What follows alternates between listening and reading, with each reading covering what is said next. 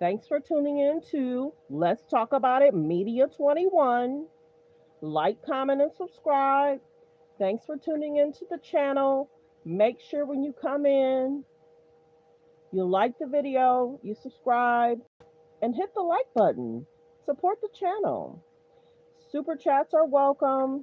There's memberships over there. So like the video as you guys come in. I appreciate all of you for being here, for subscribing, for tuning in, supporting the channel always. You guys are amazing. Happy Monday. We're going to get into some hot topics, trending topics. What's going on in the world? What's being talked about? And just, we're going to get into a few things just in case you missed it of what happened over the last few days. And we're just going to go from there. So thanks for being here, everyone. I appreciate everyone for being here. Okay, so allow me a few moments to get into the system, do my disclaimer. You know how I do. Protect your page, protect the page. But yeah, thanks for being here, everyone. Thank you, thank you, thank you. Let's get into some news, what's going on, what's being talked about, and what's trending.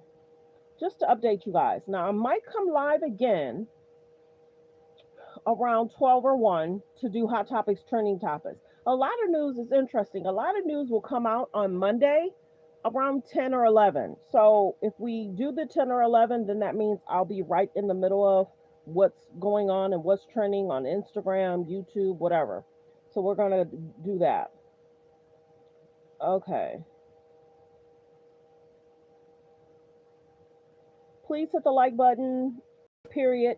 Copyright disclaimer under Section 107 of the Copyright Act of 1976. Allowance is made.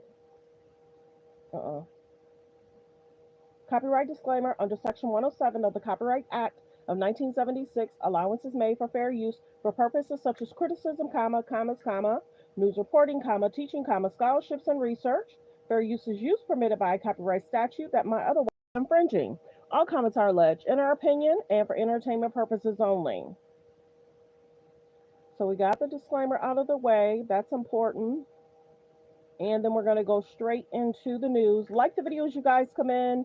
Support the page by liking the video. We got to get the likes up to keep me in this algorithm, baby. Okay, so we're going to get straight into the news. In the Oval Office was listening from just moments ago. I'm not happy about it. And I'm not happy about anything having to do with that war. I said Morning. 7 wars, and actually, if you think about pre-wars, add 3 more, so it would be 10. I thought this would be in the middle of the pack in terms of difficulty. No, I'm not happy about anything about that war. Nothing. Not happy at all. We'll see what happens. I think over the next 2 weeks, we're going to find out which way it's going to go. And I better be very happy. I had a very good call with Prime Minister Carney of Canada yesterday morning. Yes. Canada is taking away some retaliatory tariffs. He's removing his tariffs. Yeah. Exactly. He's removing his retaliatory tariffs, which I thought was nice. And we're going to have another call soon. Okay. Yeah, we had a very good call. You're getting closer towards Well, I like him. I like him. You know, look, I'm fighting for the United States. Canada and Mexico take a lot of our business over the years, over 25, 30 years, especially during the Biden years. They took a lot of our business, and it's basically all coming back into the United States now. We're hot as a pistol, and it's coming back in because of tariffs and the incentives we give. It's coming back, and it's impossible, I think, for another country to stop it. And we are working on something. We want to be very good to Canada. I like Carney a lot. I think he's a good person, and we had a very good talk yesterday. So I think it'll be good. Mr. President, I have a question about the search of the Vassar Bolton's home. The Vice President recently just did an interview saying that it's about classified documents, but that there's also broad concern about it. What are the concerns? Well, I haven't spoken to Pam in the group yet, but I will be. I saw that just like everybody else. I try and stay out of that stuff. I'm allowed to be, and I'm chief law enforcement officer, believe it or not. You know, I don't like to go around saying that, but I have this position. But I purposely don't want to really get involved in it. I'm not a fan of John Bolton. I thought he was a sleazebag, actually. And he suffers major Trump derangement syndrome, and so do a lot of people. They're not being affected by anything we do. I don't know anything about it. I just saw that. I'll find out about it. But if you believe the news, which I do, I guess his was raided today, but my house was raided also, called Mar-a-Lago. They went through everything they could, including my young son's room and my wife's area. They went through her drawers, as the expression goes. They went through everything you can imagine. And when she came back, she looked, she said, she's very neat, you know, she's meticulous, and she looked and she said, whoa, this wasn't This wasn't the way that she had it. So, you know, if I know the feeling, it's not a good feeling. Thank you. Mr. President, how long will you give Putin? A couple of weeks, we're going to figure it out. Do you think you'll have to intervene at some point? Look, it takes two to tango. You understand that. I wanted to have a meeting with those two. I could have been at the meeting, but a lot of people think that nothing's going to come out of that meeting. You have to be there. Maybe that's true, maybe it's not. But we're going to see. In the meantime, people continue to die. Good morning. But I solved 7 of them where they were in wars for 31, 35, and 37 years. We had 3 of them that were for more than 30 years, Johnny, and I got them solved. And we solved one that could have been a nuclear war with India and Pakistan. That was getting ready to be a nuclear war. I solved them all. And this one, I thought we would have had it done by now, but it's more different. There's a lot of anger, a lot of hatred. There's a tremendous amount of hatred there. But we'll see what happens. I think in 2 weeks we'll know which way I'm going. Because I'm going to go one way or the other. And they'll learn which way I'm going. President, if I got 2 questions for you, one on FIFA, the other one on DC. Let's talk. You talk about the economic impact FIFA will have in these cities, and what's your message to the mayors to get their cities prepared, not only the beautification process, but also the safety aspect? Well, Los Angeles is an example. You know, it's poorly run. We have a mayor there that can't even get permits to the people that lost their houses.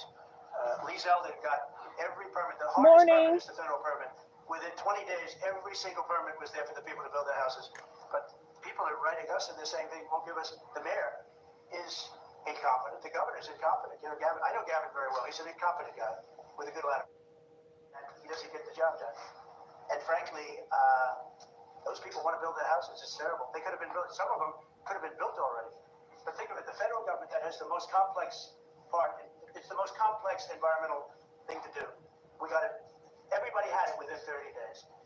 And they're not even close to getting their permits. And now they're talking about taking some of those sites and building low-income housing on them. These are high-end neighborhoods. And I'm all for low-income housing. I built a lot of low-income housing. I know all about 236. I know every program that there is in the government. I used every one of them. I know more about low-income housing than probably almost anybody. And it's great. It's fine. It's wonderful. But you don't build it in Pacific Palisades. You don't build it there. And you don't build it in the other areas that burned down. So they're talking about putting up low-income housing. And you talk about riots. They're going to have riots if that happens because you're taking the people's property away. They want to build their houses and they're unable to get permits from the mayor and from the governor. And that's a terrible thing. But, and let me tell you, if I didn't send in the troops in Los Angeles, Johnny wouldn't be in Los Angeles. You wouldn't be having your World Cup there. Good morning. Good morning. And even the police commissioner, the sheriff, and the police commissioner, they all said the same thing. They said, we could have never handled what was happening. You saw that. You were there. He said, we could have never handled what was happening. And then you hear Gavin Newsom. After it's all quelled, you hear Newsom get up and said, we could have done this for ourselves now. They couldn't have. And if they could have, I wouldn't have taken the chance either. Okay, my second question is on crime prevention. Would you be open to expanding the national concealed carry to apply to DC like it does in other states like Texas? Yeah. Well, they have it in some states and they feel strongly about it. As you know, I'm in favor of it. People have to protect themselves. I'm a Second Amendment person, very simply. People have to be able to protect themselves. You're not lying. Gavin Newsom's not bad to look at. He's an older gentleman, not bad to look at. Still witty, still got good sense about him. Some of these guys are getting a little bit older and they can't compete with these younger guys. Like the videos you guys come in. Please double tap that screen. Hit the thumbs up above the video, below the video. As you're commenting, please hit the like button, y'all. Let's get the likes up. We got 2 likes. Good morning, everyone. Good morning. It's just sad what happened to LA. There's no way they should be building on people's property. We still haven't forgotten what happened to LA. Those people are still trying to recover. It's just not okay. Especially like in Washington, down the street, a guy comes up and slugs you. He's got a pistol in his hand. You could be tough. You could be in great shape. You could be a powerful person, or you could be a guy that weighs 100 pounds with a gun in your hand. And I'll bet on the guy with a gun 100% of the time, right? And so you need protection. So I'm a Second Amendment person all the way up. President Trump said this morning that you were working with Congress to get $2 billion to help clean up DC. Have you had any conversations with Mike Johnson and John Thune about where they're going to get that money from? Which money? You said this morning that you're going to get $2 billion from Congress to help clean up. Yeah, I've spoken to Mike Johnson. I've spoken to John Thune, the Senate House, and I think it's going to be very easy to get it. It's going to be not a lot of money. I wouldn't even know where to spend the number that you mentioned, but it's going to be money to beautify the city. Yeah, they're ready. Everybody wants to save DC. In one way, it's the easiest. The violence was more than any other city in the country, actually, by far. It may have been more than any other city in the world, if you could think. We looked at some of the worst cities in the world. It was worse, and that's why it angers me to see the mayor saying about how they have it on the slide. Not on the slide. It was worse than ever. Yeah, we have no problem getting that money. That money will come out of Congress. I think it'll be even bipartisan. I mean, I would imagine Democrats would vote for that one. If you plan to get it before the September 30 spending deadline on the Hill. Well, I don't know if there is a deadline, because if I declare a national emergency, which this was, that ends the deadline. So, I mean, I keep seeing about a 30-day deadline, of which we have 22 days left or something. But if I think we're in great shape here, that's one thing. But if I don't, I'm going to just say it's a national emergency. And if I have a national emergency, I can keep the troops there as long as I want. And people are not going to want to have the troops in 30 days. You know, it's one thing to get them out. It's another thing to keep them out for a long period of time. You've got to train people. You can't do this. You can't bop people over the head. And a lot of those people are in courts right now, going to court. They're going to go to jail for a long time. So that's going to take more than 30 days. But if I have to, I'll declare a national emergency, which I don't think I'll have to do. Yeah. Mr. President, how many times Russia said in 2 weeks you'll know whether you go? Yeah, I think I'll know the attitude of Russia and, frankly, of Ukraine. It takes two. Where are the 2 weeks you can go at the end of 2 weeks then? Well, then I'm going to make a decision as to what we do. And it's going to be a very important decision. And that's whether or not it's massive sanctions or massive tariffs or both. Or do we do nothing and say it's your fight? Look, I would have never been in this war if I were president. You would have had this war. It was never going to happen. This was caused by stupid people that fought. And you know, people say, well, how do we know? Because for 4 years, it was never even a subject. And Vladimir knew, and you see his picture right here, it was nice that he sent, but Vladimir knew very strongly, we wouldn't have stood for it. It wouldn't have happened. 100% wouldn't have happened, but it did happen. And now they're losing from 5 to 7 young kids. Think of it, you're a parent, and your son is leaving. He's Russian or he's Ukrainian. And he's leaving, and they're waving goodbye. Nice, beautiful kid, nice crew cut, all set, he wants to be a soldier. And goes there first week, he has his head blown off. And he's no different than you people, me. And it doesn't matter where. I mean, I solved the problem in the Congo that was vicious. Rwanda and the Congo, the Republic of the Congo. And they were fighting for 31 years, and it was machetes. People were getting their heads chopped off. That was going on for 31 years. I got it solved. You saw it. They came to the White House and we signed an agreement. It was amazing. People can't believe we got it done. I love to stop killing. I really do. People thought it would be just the opposite. Hillary Clinton said, oh, he'll get us into a war. No, I'm getting everybody else out of wars. Are you saying there's a real possibility then that you do nothing if Putin doesn't come to the table for a ceasefire? I'll see whose fault it is. If there are reasons why, I'll understand that. I know exactly what I'm doing. We're going to see whether or not they have a meeting. That'll be interesting to see. And if they don't, why didn't they have a meeting? Because I told them to have a meeting. But I'll know in 2 weeks what I'm going to do. I'm pretty good at Your Justice Department is also sending some of the Epstein files over to the House Oversight Committee today. Are you in support of them releasing all of them? If they wanted to people shouldn't be heard, but I'm in support of keeping it totally open. I couldn't care less. You got a lot of people that it could be mentioned in those files that don't deserve to be people, because he knew everybody in Palm Beach. I don't know anything about that, but I have said to Pam and everybody else, give them everything you can give them, because it's a Democrat hoax. It's just a hoax. The whole Epstein thing is a Democrat hoax. So we had the greatest 6 months, 7 months in the history of the presidency, and the Democrats don't know what to do, so they keep bringing up that stuff. But it affected them. Bill Clinton was on his plane and went to the island supposedly 28 times. I don't want to bring that up. Good morning. Good morning. You have Larry, whatever his name is, Summers, the head of Harvard, who was Jeffrey Epstein's best friend. Nobody ever talks about that. But I don't want to hurt Larry Summers. But he was best friends with Jeffrey Epstein. No, this is a Democratic hoax to try and get the significance of what we've done over the past 7 months. Nobody's ever seen anything like it. They say it's #1 in history. What we've done, including stopping 7 wars. I mean, just include that. And now you look at the stock market today. It's way up to start off with from where I took it. And this market was going to crash. If Joe Biden or Kamala were president, this market, we would have had a crash like in 1929. Let's get the likes up, you guys. If you're watching from a phone, press 1. We have 3 likes. We got to get the likes up from now on. That keeps me in the algorithm. If you're watching from a phone or a tablet, press 1. All you have to do is double tap the screen to hit the like button. To hit the like button is free. The likes should match the views. As you come in and comment, double tap the screen, hit the thumbs up above the video, below the video. And don't forget to subscribe. Let's get the likes up, y'all, so we can continue. We got 3 likes. Let's get the likes up so we can continue. Double tap the screen. YouTube makes it so easy. Let's double tap the screen to get the likes up. Hit the thumbs up above the video, below the video. Let's continue. You're not going to have that. It's only a question of how high is it going to go. You know, I had the strongest economy in the history of our country. We had the strongest economy in the history of our country, and we're going to blow it away this time. I was always good at making a lot of money, and whether it was for myself or whether it was, I like doing it this way better. I mean, I like making it for the country. Our country's been ripped off by friend and foe, nations all over the world ripped off. And the friends have been much worse than the foes for the most part. And they're not ripping us off. We just signed a deal with the European Union. They're paying us essentially $950 billion, like a signing fee. They're going to buy $750 billion worth of energy. They weren't buying much of our energy there. And they're very smart in doing it. And as you know, Ursula was here a couple of days ago having to do with the people, the leaders, and we had a great, people said they'd never seen anything like it. Well, we had the leaders of Europe right here in the Oval Office. And she's so happy that she has an agreement. But people aren't ripping us anymore. We're run by, this country is run by smart people now. So President, in Israel, Two questions. One is about Intel. There have been reports that you're considering taking a stake in Intel. Can you tell us About the 10%? About the 10%. Yeah, I met a man who was a very nice man, and I called for his removal because I saw something like a man named Tom Cotton, a senator from Arkansas, is a great guy, friend of mine, supporter of mine, big supporter. I'm a supporter of this too. And he wrote a pretty nasty story about the head of Intel. And I said, well, if that's right, he should resign. And he came in, he saw me, we talked for a while. I liked him a lot. I thought he was very good. I thought he was somewhat a victim, but, nobody's a total victim, I guess. And I said, you know what? I think the United States should be given 10% of Intel. And he said, I would consider that. I said, well, I'd like you to do that because Intel's been left behind, as you know, compared to Jensen and some of our friends, Lydia, some of the people in, because Intel should have never been. Intel was the biggest, most powerful chip company in the world.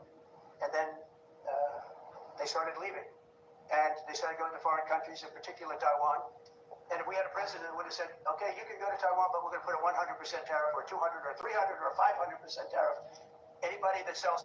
Like the video, fair use reaction clip. Continue to hit the like button, you guys. I appreciate you all for being here. Continue to hit the like button. Thank you for supporting the channel. Thank you for being here. Hey everybody, I'm Dr. Gash. Continue to hit the like. Let's continue. Fair use reaction clip. Let's get straight into some more news of what is going on. Thanks for being here, everyone. Thank you. Donald Trump made during his campaign, which has continued through these last 7 months. In 2016, I declared, I am your voice. Today I add, I am your warrior. I am your justice. And for those who have been wronged and betrayed, I am your retribution. I am your retribution. For the first time I had it, but you guys were after me. I said I had to focus. I was the hunted. And now I'm the hunter. It's a big difference. Perhaps the biggest difference is that this time he comes equipped with a Justice Department that appears willing to answer his calls, whether directly or indirectly, and has been quite busy going after those who Trump would claim are his perceived enemies.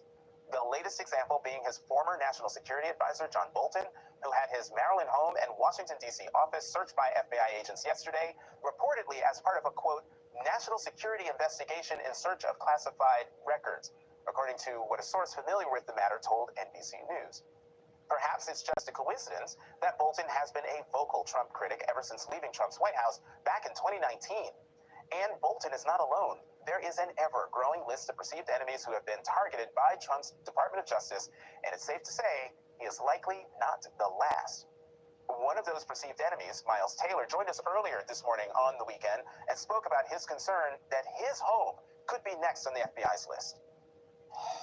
We expected. Really, we expected. And what is so surreal about this is we can all hear as we're talking about this, be so certain of the president's revenge campaign to know potentially who that next target might be or one of those next targets. When my wife and I woke up and saw the news, she basically said to me, it's coming. Joining us now, MSNBC national security and intelligence analyst Christopher O'Leary. He is a former special agent and senior counterterrorism executive for the FBI. Michael Feinberg, former assistant special agent in charge with the FBI. And Susan Glasser, staff writer at The New Yorker and author of the weekly column Letter from Trump's Washington. All, thank you very much for coming to the weekend. Christopher, let me start with you. One of the things, I don't believe I read in the intro, but one of the things the president said in talking about all of these things is that he called himself the nation's chief law enforcement officer. That's the attorney general. What do you make of the president giving himself that mantle? Well, so you're right. Traditionally, it's the attorney general. I guess the president can designate himself to be whatever he wants at this point. But I think it's messaging to his base that he is going to do what he's doing in Washington, D.C., what he did in L.A., creating a perceived national emergency and justifying the deployment of federal troops in LA, National Guard, and U.S. Marines, and here in Washington, D.C., where as I drove in this morning, I did not see burning tires or, it wasn't gangs of New York or anything like that. So, I mean, it's this false narrative that's been going on for a decade now as he consolidates power and starts using the tools of national security now with the FBI to go against his political enemies. I say it before and I say it again. I love me a Susan Glasser article. So, Susan, you wrote a new one. The retribution phase of Trump's presidency has begun. I'm going to read you to you. We don't know yet where this will all end up. It's far from certain that these investigations will lead to prosecutions, let alone a prison wing full of Trumpian enemies of the people. But we can already say for sure that he wasn't just bluffing with his campaign season threats. How is it possible that so many years into this Trump era, there is not a more precise vocabulary for describing how it is that we are constantly being surprised when Trump and his advisors do exactly what we have expected them to do? He has said for a very long time that he was going to go after his perceived enemies. Kash Patel has an enemies list in the book. The administration says they don't have one in the administration, but it's all out there. And I'm curious, especially when you look at John Bolton, for example, and them going into his homes. Can you separate everything they have said about retribution and going after their perceived enemies from the action that they took? Yeah, thank you. By the way, love being here with you on Saturday mornings, and you can read my column every week. That's cool. The problem is there's too much material for it, and I think that is the collective problem that we're dealing with right now, right? What is the language to tell people, yeah, that thing we've been warning you about is happening, and yet it's still shocking, surprising, and upsetting when it actually happens. There must be some long German word for that, but I haven't found it yet. And I feel like, and yet it's very important, I believe, to be able to maintain a sense that this is, shattering norms, rules, expectations, and possibly laws as well. And so how do we maintain that balance? We're only, barely 6 months or so into this. Imagine where we're going to be in a few years, because I think that point is very important that was already mentioned, which is he didn't get all this power. He didn't go to all this effort to consolidate this power in himself, in the Justice Department and the FBI, in order not to then use it. So this was always, I think, an inevitable next phase. But it's also very much connected with, even if he doesn't prosecute these people, even if they don't end up in jail, the chilling effect of it, I think, is very real. I've already experienced, as I'm sure you have, sources who were willing to speak out previously about Donald Trump, who worked for him, who are afraid to do so now. The chilling effect in Washington is one of the main consequences of actions like this, and it's much broader than what happens to John Bolton. It sends a message, I think, to a lot of other people who are very powerful witnesses, in effect, against Trump. And, let's be real, it's Saturday morning. It's like Richard Nixon's fever dream, this administration, doing things that previous presidents might have dreamed of doing, but because they felt constraints, either institutional or political or personal. And those are constraints that Trump does not feel. Yeah, or moral, a sense of shame. Michael, speaking of shattering norms, as John Bolton's home and office were being raided by the FBI, Kash Patel, the FBI director, Pam Bondi, the Attorney General of the United States, and Dan Bon, who I guess is now back at work at the FBI, all tweeted things. No one is above the law. FBI agents on mission. America's safety isn't negotiable. Justice will be pursued always. Public corruption will not be tolerated. Michael, correct me if I'm wrong, but these are the kinds of officials, one, who never comment about any kind of investigation or action undertaken by their agencies, but also, I mean, in a normal world, they shouldn't be talking about these things for fear of tainting whatever investigation is happening. Well, it's not just a question of an intangible fear, it's a question of official Department of Justice policy. As a general matter, as outlined in the Justice Manual promulgated by DOJ, the organization and its subsidiary organizations like the FBI are not supposed to comment on ongoing investigations until there is a formal charging document. What we are seeing is a real-time creation of a crisis of legitimacy for the FBI, created entirely by Kash Patel's need to put himself in front of everything. There's about 126 in the building. If I can get all 126 to please hit the subscribe button. We're trying to hit 50K by next month. Please hit the subscribe button. Let's continue. Fair use, reaction clip. That is going to take decades to ameliorate once this era passes. Christopher, I want to play some sound from Trump claiming to know nothing about the FBI raid on Bolton's home really quickly. Did you know that you can call your soulmate into your life right now? Like the video, like the video. This is the soulmate sketch I drew. Fair use reaction clip. Like the video as you guys come in. There's about 100 in the building. Please hit the subscribe button. Press 3 if you're new and where you're watching from. Press 3 if you're new, where you're watching from. Press 5 if you've been here before, where you're watching from. Thanks for being here. Yeah, they'll brief me, probably today sometime. I don't want, I tell them and I tell the group, I don't want to know, but just, you have to do what you have to do. I don't want to know about it. It's not necessary. I could know about it. I could be the one starting it. I'm actually the chief law enforcement officer. Good morning, good morning. For someone who claims to know nothing about it, he had sure a lot to say there. He said that the DOJ would be briefing him probably sometime today, but I told them not to. And then, there's all this stuff of where the smoke and mirrors for people who are watching to say, no, I could be involved, but I'm not. But we all are watching and talking to sources that are within this DOJ and folks like you who have been a part of the law enforcement apparatus of this country for a very long time. That's not the case. He is very involved, even if he's not giving direct, telling folks exactly what to do. The wink and nods are there. He's made very clear what he wants. Yes, and then for somebody who's interviewed and interrogated countless people over the years, that's not screaming of an honest answer to me. Right? So just throw that out. Yeah.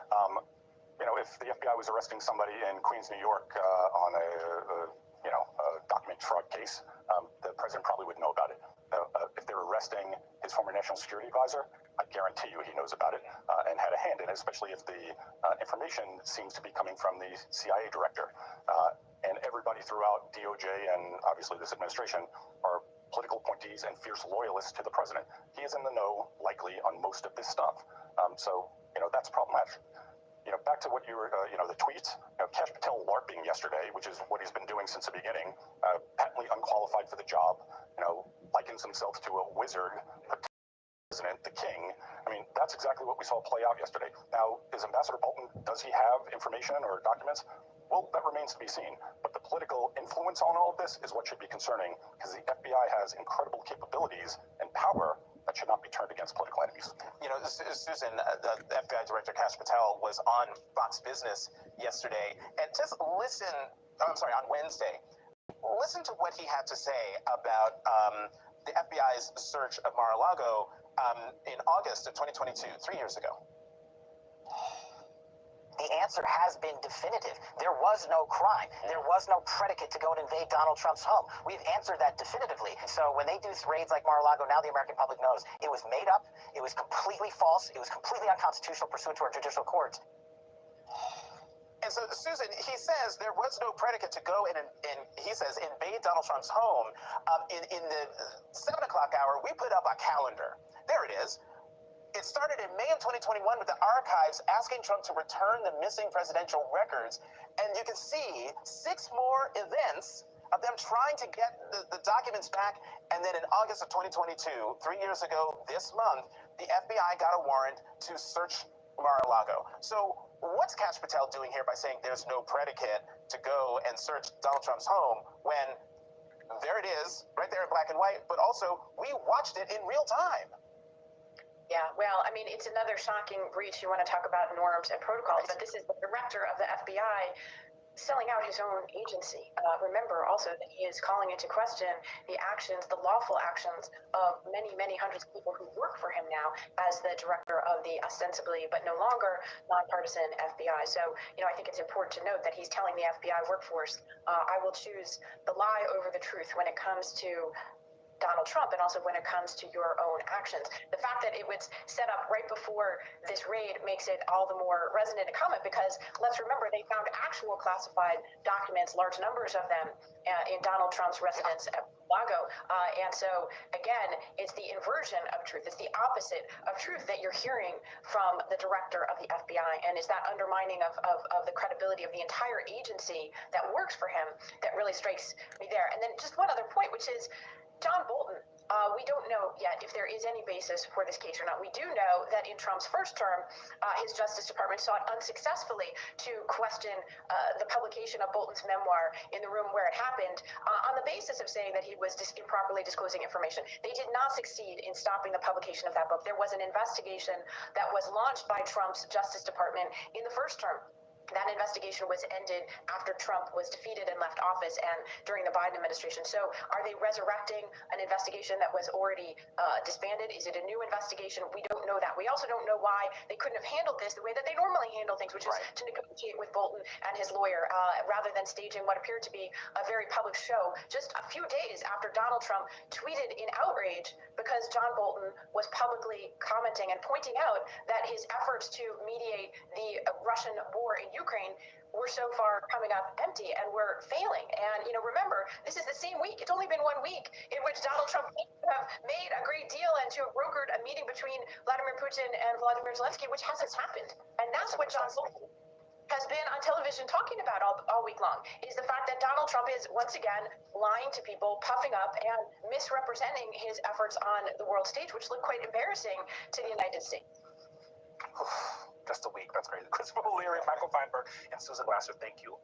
Like the video, fair use. There's about 169 in the building. Can I get all 169 to please hit the subscribe button? Please hit the subscribe button. We're trying to hit 50K by next month. Thank you for being here and thank you for subscribing. Let's continue. As of late, it's the idea that Let's continue. Fair use reaction clip. Like the video, subscribe. Thank you. Thank you, thank you, thank you. Let's continue. Fair use reaction clip. it's the idea that President Trump deserves the Nobel Peace Prize, or what his press secretary calls the Nobel Peace Prize. And maybe they're onto something. Because according to President Trump, he's solved 6 wars since he returned to office. Well, it was 6 on Monday, and then on Tuesday it was 7. And anyone who ends a war in 24 hours maybe does deserve a Nobel Peace Prize, or at least a ticket to the pearly gates of heaven. I've solved 7 wars. We ended 7 wars. I want to try and get to heaven if possible. I'm hearing I'm not doing well. I'm really at the bottom of the totem pole. But hold on. As of yesterday, it was, let me check my papers here, 10 wars. I settled 7 wars, and actually, if you think about pre-wars, add 3 more, so it would be 10. Okay, a lot of WTF moments here, because WTF is he talking about? And WTF is a pre-war. And please note that he was wearing a hat that says Trump was right about everything, which is altogether too many words for a cap. He also says he's, quote, averaging about a war a month, which is truly impressive. Bravo, Mr. President. I've always said that Donald Trump, he's got a knack for peacemaking and uniting the people. Earlier this month, the White House clarified which wars the so-called President of Peace claims to have resolved. They are the conflicts between Armenia and Azerbaijan, the Democratic Republic of Congo and Rwanda, India and Pakistan, Israel and Iran, Cambodia and Thailand, Egypt and Ethiopia, and Serbia and Kosovo. Now, Donald Trump has intervened in several global conflicts this year. In some cases, he's been credited with calming tensions temporarily. In other cases, his role in the peacekeeping is kind of murky, and some of the wars he says are over are far from over. Let's start with Armenia and Azerbaijan. In the simplest of terms, they've been fighting over territory and tensions, and things have really heated up in the last few years. The leaders of Armenia and Azerbaijan visited the White House on August 8th. They signed an agreement which reopens transportation routes and creates a major transit corridor that will be renamed Trump Route for International Peace and Prosperity.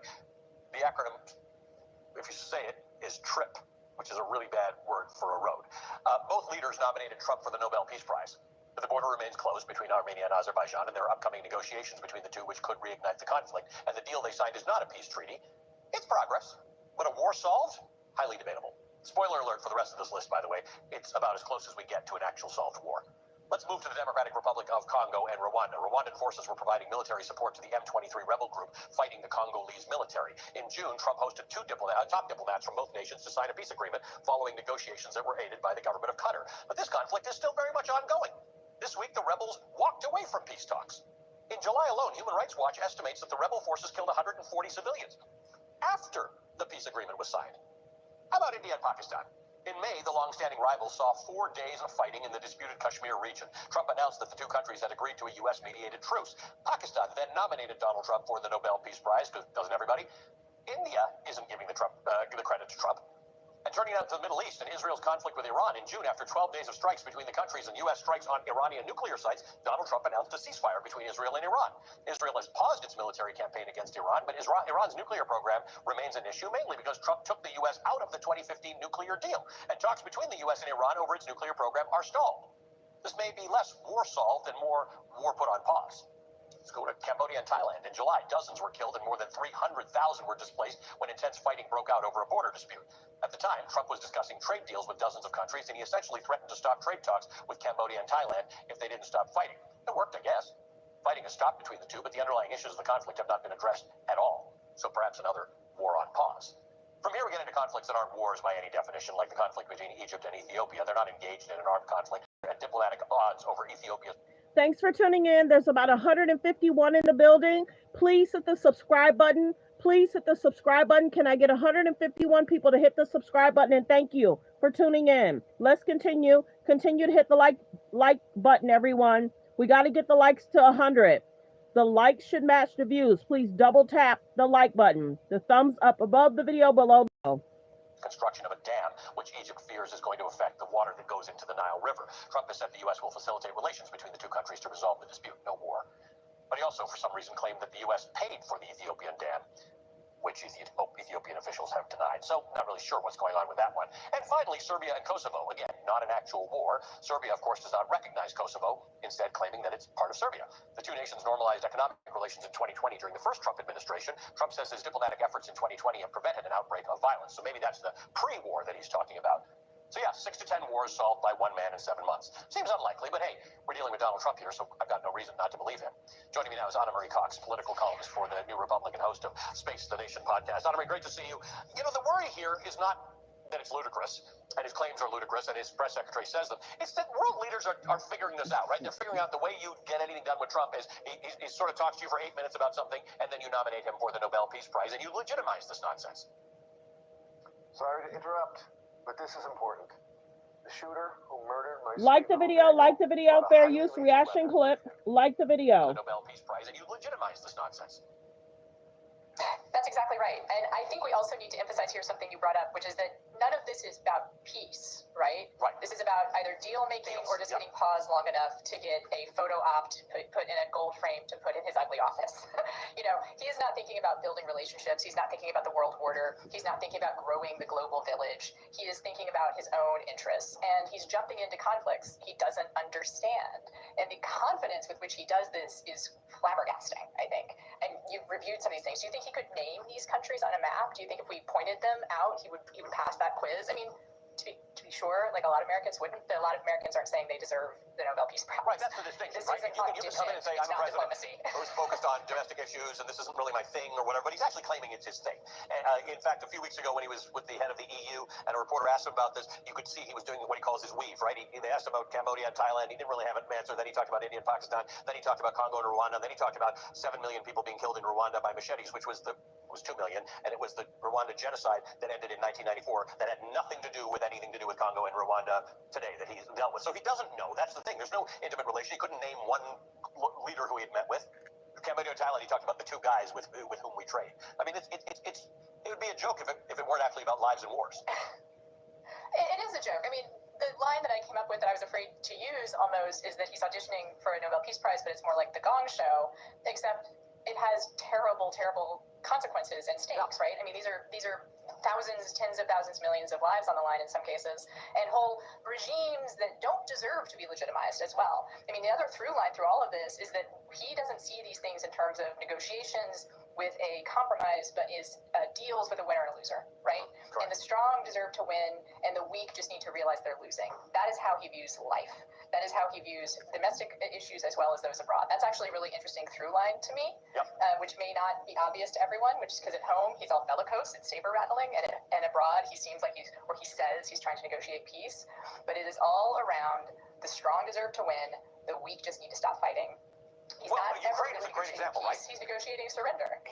Ukraine is a perfect example. He keeps saying, the last time that Zelensky was at the White House, he said, you don't have the cards. And then this last time after he met with Putin, he said to Ukraine, well, they're the bigger, more powerful country, so you're going to have to make a deal. But again, it's the word deal. It's the concept of I am a deal maker, not I understand the underlying issues here, and they're complicated, right? He kept on saying he was going to solve the Ukraine war on day one, and then it was many months in when he said, this is kind of complicated. Well, so he's marketed himself as a negotiator, right, because of his real estate background.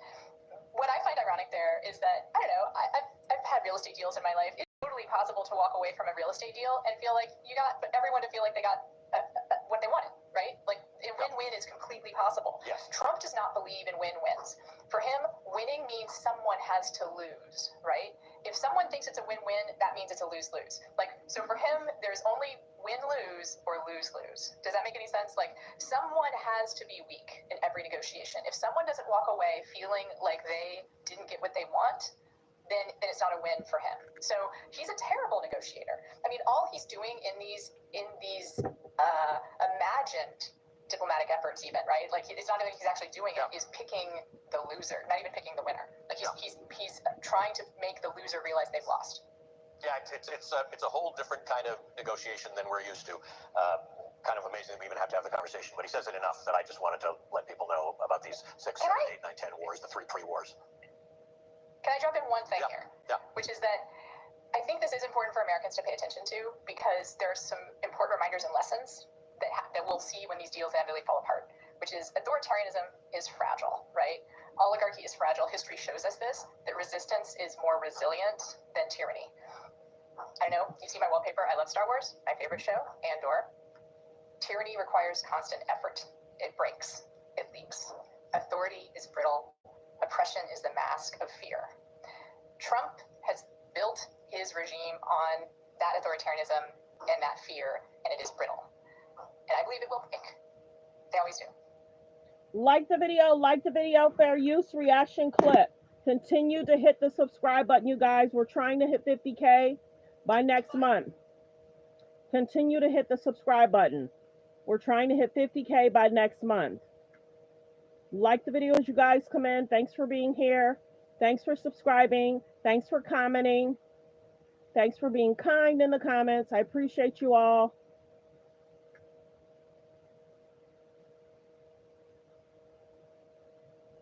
Thank you, thank you, thank you. I hope everyone's having a good morning. You can come on in, say good morning.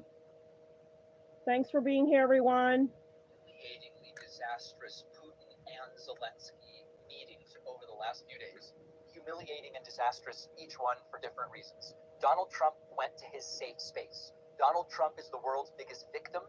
He's a very special snowflake, but also an alpha male, he wants you to believe.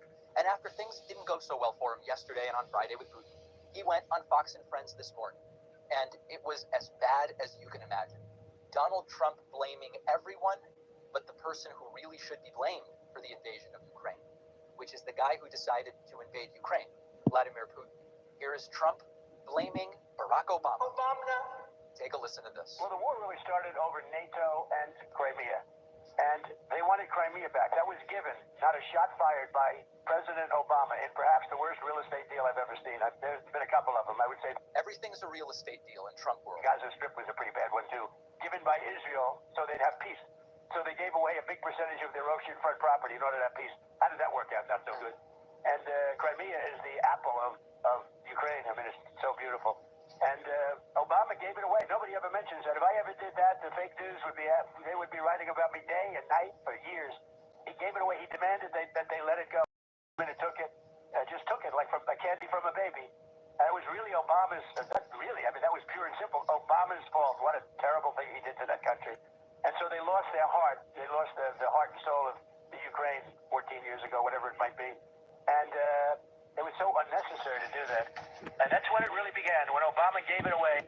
All right. So the first party to be blamed for what's going on right now is Barack Obama 14 years ago, according to Donald Trump. So not blaming Putin so far, really doing a great job of furthering the Putin agenda. Trump then goes into, well, what about getting Crimea back? Let's listen to who Trump blames and who Trump demands responsibility from this time. He just took over the most valuable piece and the biggest piece in the sense of, and surrounded on 4 sides by ocean, just a little passage to get you back onto the mainland. The most beautiful piece of property you've ever seen. As a real estate developer, I look at it, I said, why the heck did he do that to them? And so there's great hostility, and maybe rightfully so. But one thing was NATO. They went in, they said, we want you, we want to get Crimea back. This was at the beginning. Now, Putin, in all fairness to him, he made a good deal. He got it from Obama. But they said we want it back, and that was not exactly well received because it was like 12 years before. That's where Russia has its submarine base, and that's been there long before Putin.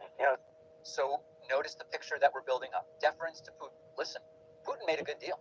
Putin's doing everything right here. He got himself, it's like a real estate deal. He was able to get the best of the deal. And now Ukraine is saying they want Crimea back. It's been a long time, almost like there's some kind of unspoken statute of limitations of some kind on getting land back that was taken from you. So then we're building up the picture, right? Putin's doing great. Ukraine's making unreasonable demands. Barack Obama is certainly someone that's to blame.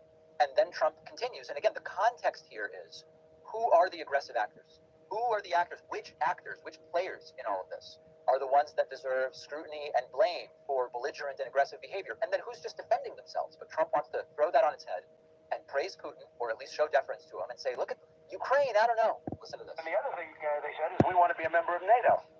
Well, both of those things are impossible because, again, long before Putin, it was a no-no by Russia or the Soviet Union or anything you want to call it. Sort of a similar thing as it gets larger, but very similar. But it was always a no-no. You could not. Russia said we don't want the so-called opponent or the enemy. Let's use that term. We don't want them on our border. And they were right. They were okay. And yet they went in and they asked with the United States. They said, put us into NATO. And everybody knew you just can't do that. They would never have agreed to it. This is before Putin. This is long before Putin. This was a... So there you go. Listen, Russia feels very strongly. The former Soviet Union felt very strongly. They didn't want Ukraine to be part of NATO. And therefore, what?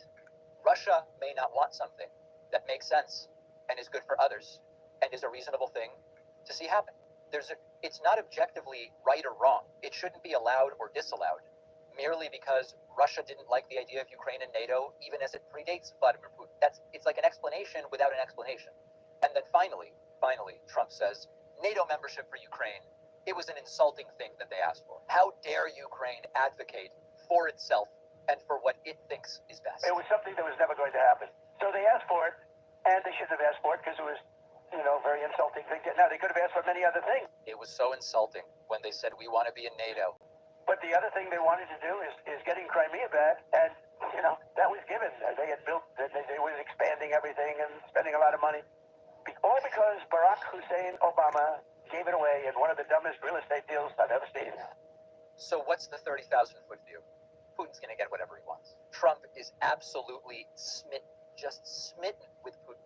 Everything that's happening was either Barack Obama's fault, or it was Joe Biden's fault, or it was a result of a Ukraine that was making unrealistic or unreasonable or even insulting demands. Trump's understanding of this conflict goes only so far as his anti-Ukraine, pro-Russia talking points. And if you think any of this stuff is bad, and it is, what about Trump stepping away from the Zelensky meeting with European leaders to get on the phone with Vladimir Putin? That also happened, and we have to talk about it. One of the easiest ways to make a good night even better is a great bottle of wine, not something random off the shelf like I would pick because I'm clueless, but something that feels a little more thoughtful, worth opening, and that's why I've consistently gotten wines from Naked Wines. Our sponsor, Naked Wines, works directly with a... Like the video, fair use reaction clip. Come on in, like the video as you guys come in. Thanks for being here. Thanks for hitting the subscribe button. There's about 100 people in the building. Please don't forget to hit subscribe. We're trying to hit 50K by next month. Stand by, Katie. I want to bring in the great Glenn Kirshner to join us. We're trying to hit 50K. So don't forget to hit the subscribe. Continue to hit the like button, you guys. The like should match the views. Can I get 50 people to double tap that screen to hit the like? 50 people to double tap that screen to hit the like, and thank you. 50 people to double tap that screen to hit the like button. Let's continue. Please double tap the screen. It keeps me in the algorithm, you guys. It keeps me in the algorithm. 50 people to double tap that screen to hit the like button. And thank you. And thank you. U.S. Attorney in the Office of the United States, attorney for the... Or hit the thumbs up button. The thumbs up button. Thank you. Response. Katie, should he just come out and say, do you think Donald Trump had a hit? You know what I'm saying? That's what it sounded like to me. He was trying to ask. I don't know. It just goes how it's so, and hi to Glenn Kirshner, one of my favorite people. Look, it just goes to show how absolutely inartful the questions were. It's like you could have picked anybody off the street and been like, hey, this is Ghislaine. Ghislaine, this is Joe. Joe, go ahead and ask her some questions. There was no purpose. When you are a lawyer, you don't even have... Like the video as you guys come in. Like the video as you guys come in. Fair use reaction clip. To be prosecutor. But when you're a lawyer and you have this golden opportunity to be able to obtain information that hasn't been obtained in decades, why would you not actually just pointedly say, did this person do this? Or the way that you phrase the questions are really important too, right? But when she says, he didn't die by suicide. Well, heck, according to the DOJ itself, he died by suicide. So why didn't you actually probe her and say, well, actually, Ms. Maxwell, we conducted an investigation where we looked at the video surveillance, allegedly, and even though it's been doctored and put together, and the video surveillance doesn't show anybody going in there, so you're actually wrong about that, aren't you? No, we're just going to take what she says as gospel. Thank you that we worship at the Church of Ghislaine Maxwell and then walk away with it because it's self-serving to help Donald Trump. Glenn? So, Don, this whole thing is a charade.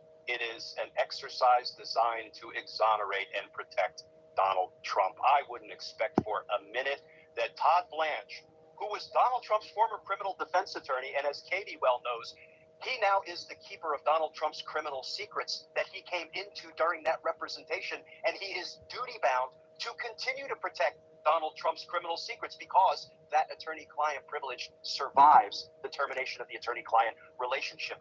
There was only one person who should have been in that cell or that secure interview room interviewing Ghislaine Maxwell. That is Maureen Comey. She is the lead prosecutor on the case. She is the one who would know instantly whether Ghislaine Maxwell was telling the truth or lying about anything because she's familiar with all of the evidence. I have only heard just a little snippet of it. I actually just finished my daily video on the John Bolton search warrants of all things. That was a distraction from the Trump Epstein Maxwell scandal. But this whole thing is a charade. Nothing Ghislaine Maxwell says or declines to say should be credited at all. What do you think, Glenn, he was trying to get at that question? Because I was saying, just out and ask her why are you beating around the bush? Yeah, what was the question? You've got to read me in a little bit. No, I want you to hear. I want to just play a little bit of the interview. I mean, a little bit of what we just played, because I want Glenn to hear it again. Let's hear. So you think he did not die by suicide, given all the things we just talked about? I do not believe he died by suicide. And do you believe that? Do you have any speculation or view of who killed him? No, I don't. And I ask that because if you don't believe that there's any truth to the allegations of blackmail or that he had kind of a list or that he had reasons to have people hate him, why would somebody kill him in prison? Look, in prison, where I am, they will kill you, or somebody can pay a prisoner to kill you for $25 worth of commissary. There's an upgoing rate for a hit with a log today. So that goes to the third reason, which is kind of the shortfallings or shortcomings of the Bureau of Prisons. Yes.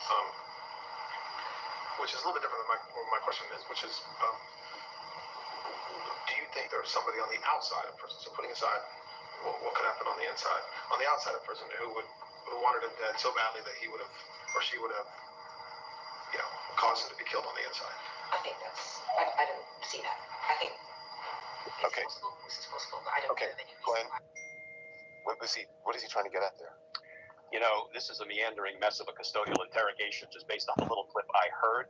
I don't know what he's trying to get at, and I question the tactical wisdom of asking a witness who has already said, I don't know. He's like, well, can you speculate? Not really. What about somebody on the outside? I've already said I don't know. I wouldn't read too much into the questions, but what I would offer is that this is a horrible way to go about questioning a witness. And, I don't know what his background, his training, his experience is, but, I will fall back on this whole thing is ultimately an exercise in staying away from the danger zone, anything that could perhaps come back to haunt Donald Trump. Hey, is there any? Yeah, go ahead, Katie. Sorry, if the viewers can see on the screen, if you look at line 10 right there, so that's how you read the transcript, right? So it's the page and it's the lines. You see line 10, 11. Do you have any speculation or view of who killed him? Answer, Ghislaine Maxwell. I know I don't. Let me tell you something, Dawn. Lawyer 101. When we teach trial skills, and Glenn knows this, doesn't make a difference if you're a civil lawyer or a criminal lawyer. That would have been an objection in court. Objection, Your Honor, calls for speculation. Speculation is it could have been Santa Claus that came in and killed Jeffrey Epstein. Nobody wants to hear that. And what he's trying to do is he was struggling, Dawn, to lead her down the primrose path for her to say, absolutely not, the guy, died because nobody else would ever want to kill him from externally. But she didn't get it because she's just too dumb to get that point. And so he just kept on trying, and it just kept on getting more and more mangled, to Glenn's point. Yeah, I wasn't sure where he was going there. I'm like, is he trying to ask her? Is he trying to get her to exonerate Donald Trump? Because what Jeffrey Epstein's brother has been saying, that he believes it wouldn't be out of the realm of possibilities that Donald Trump, this is according to him, not me, this is what he said publicly, that Donald Trump had something to do with it. Allegedly. And, if he is sitting there, if Todd Blanche has seen the Epstein files, so I would imagine he knows what's in the Epstein files. So I'm wondering if he's trying to get her to say something that exonerates Trump, or I don't know, for some reason, because I don't know what the reason is, but something tells me there's something in there that they know that they don't ever want to release, and they somehow want what she says to become the record. You know what I mean? Yeah, let me just say, and first of all, I'm so happy to be with my friend and former... There's about 75 in the building. Please hit the subscribe button, you guys. If all 75 people hit the subscribe button, it'll be a great day. If you already hit subscribe, thank you. Please hit the subscribe button. We're trying to get to 50K by next month. Please hit the subscribe button. Let's continue to hit the like button. Can I get 30 people to hit the like button? If you're watching from a phone, please double tap the screen to hit the like, or hit the thumbs up above the video, below the video. Let's get the likes up. Thank you. Thank you. Thank you. Let's get the likes up. On-air MSNBC partner at 6 a.m. and 7 a.m. on Saturdays and Sundays, real primetime viewing there. But Katie and I used to double team on the justice front, and it was such great fun. But listen, speculation, Don, is poison to a good professional law enforcement investigation and prosecution. Do you know the first thing I do when I sit down with somebody that I am going to debrief? I said, don't speculate about anything, and don't only tell me what you think I want to hear because you think it will make me happy, or it will forward the investigative ball against somebody I'm prosecuting, because I need the truth, the good, the bad, and the ugly. And if you don't give it to me, there's going to be hell to pay. Don't lie and don't speculate. This is a buffoonish little clip of questioning that we're hearing. And Jeffrey Epstein's brother's speculation, frankly, is no better than Ghislaine Maxwell's speculation or anybody else's speculation. Law enforcement, both FBI and DOJ prosecutors, we deal in fact. We deal in what we can prove. We don't start asking witnesses to speculate about stuff. This is the one about, is there a black book? Is there a black book or a list of people who are, the Jeffrey Epstein list, as they say? Here it is. During the time that you were with Mr. Epstein, and even in the 2000s when you were around less frequently, you never observed, or you never saw any sort of list or black book or a list of individuals who linked to certain masseuses or anything like that? Absolutely no. There is no list. There is no list. Glenn, why are you laughing? Because I'm going to go back to Katie's point from a few minutes ago. I just heard Todd Blanche say, you never saw. So if they said in the office that there was a list, why are they saying there's now not a list? There has to be a list. There's a flight log. We know that for sure. So is she lying? I think there should have been a lie detector test. Real talk. A black book, did you? Yeah. I mean, that is such a leading question. You are signaling the answer you're looking for, and she gave it to him. Mind you, she was indicted on 2 counts of perjury previously for protecting Jeffrey Epstein. Exactly. And you think she's not going to protect Donald Trump and anybody else? Don, the reporting is there were more than 1,000 children, young girls, abused by Maxwell and Epstein, but there were no clients, there were no Johns, there was no one else involved in abusing these young girls that, Maxwell found and groomed and handed over to Epstein to be sexually assaulted and abused. And we all know, we have heard the reporting about Maxwell being a hands-on perpetrator herself. Come on now. And then Todd Blanche is feeding her the answers she wants. You never saw a black book, did you? You ask open-ended questions. You don't suggest the answer you're looking for. Yeah, Katie, what do you think? There is no black book, there is no list, but there are names that she can give. Of course there are, and that's why the Epstein files, look, when we're dealing with evidence in the legal sense, and even just in the common parlance of senses, when we're looking at evidence, we want to go to the source documents, right? So if somebody says, I've got 10 grand in the bank, what are you going to ask for, Don? Let me see your bank statements, right? Same thing here. If you go to the Epstein files proper themselves, that's going to be the source documents upon which allegedly Ghislaine Maxwell is relying upon, right? But here's the thing. Throughout the entirety of this meeting and interview, and I don't even call it an interview, it's really, like I said, they're just hanging out together. She never implicates herself in anything. Isn't that so convenient? Yeah. And the reason why we know the whole thing is a charade, and I love that word that Glenn uses, is the following. I'm going to go to the very beginning of this meeting that they had. And at the beginning, Todd Blanche makes it clear that she has been given immunity.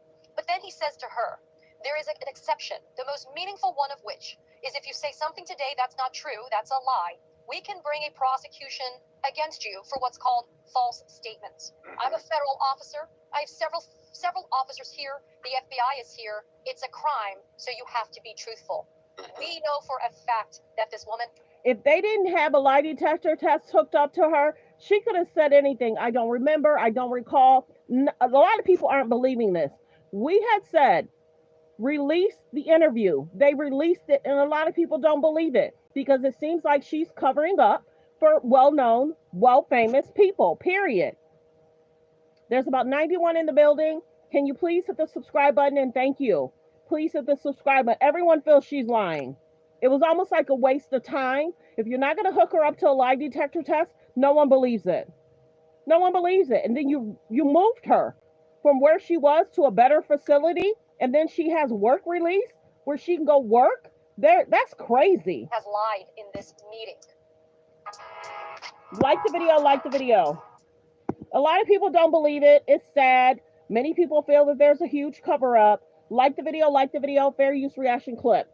Okay, so we just updated you guys on everything from the news, from the weekend, this Maxwell mess. A lot of people don't believe it. And that's the part that everyone's really upset about. If you're not going to tell the American people the truth, why even waste our time? If you didn't have her hooked up to a lie detector test and 2 different reputable lie detector companies, not just one, there's no way. There's no way. There's no way. There's no way. So, copyright disclaimer under Section 107 of the Copyright Act of 1976, allowance is made for fair use for purposes such as criticism, comments, news reporting, teaching, scholarships and research. Fair use is used permitted by copyright statute that might otherwise be infringing. All comments are alleged in our opinion and for entertainment purposes only. If for years they said there was a list, there's a list. If for years they had the book held up saying that there was a list, there's a list. And there's huge flight logs. There's concerns out there, y'all. I don't know why they're lying, but people are not stupid and they're not going to let it go. So I thank everyone for being here. Focus on healthy, safe relationships. Be around people that's loving, kind, and respectful. Goodbye. Have a great day.